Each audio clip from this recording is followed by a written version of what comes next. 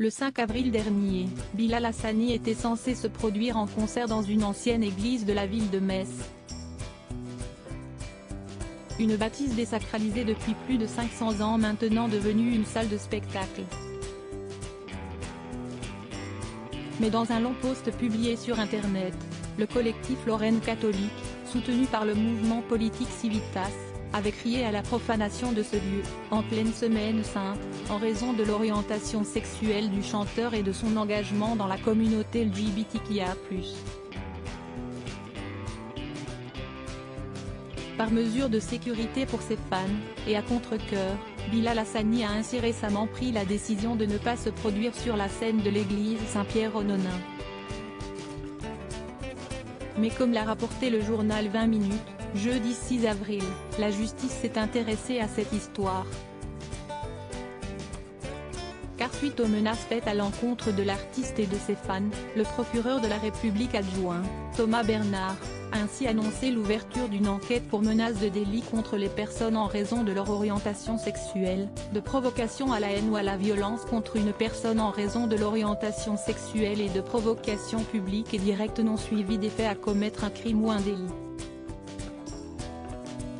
Mais cela ne s'arrête pas là. Comme l'ont ensuite précisé nos confrères, les associations Stop Homophobie et Mousse ont également réagi à la nouvelle. Ces dernières ont ainsi déposé plainte contre Civitas auprès du parquet de Metz pour discrimination en raison de l'identité de genre.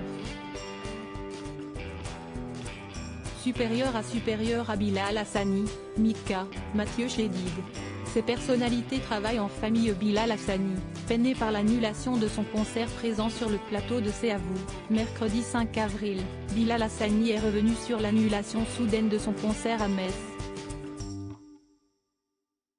Un rassemblement, contre le concert, note de la rédaction, allait avoir lieu. Et aussi dans la ville, ils allaient peut-être aussi essayer de cibler mes fans, mon public, et ça, si est-il la chose qui me terrifie le plus, a-t-il expliqué, peiné, sur les raisons qui l'ont encouragé à annuler sa représentation.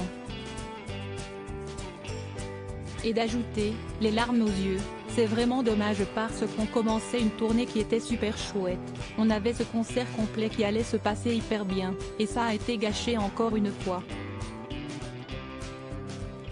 Crédit photo, Véan Christophe Clovis.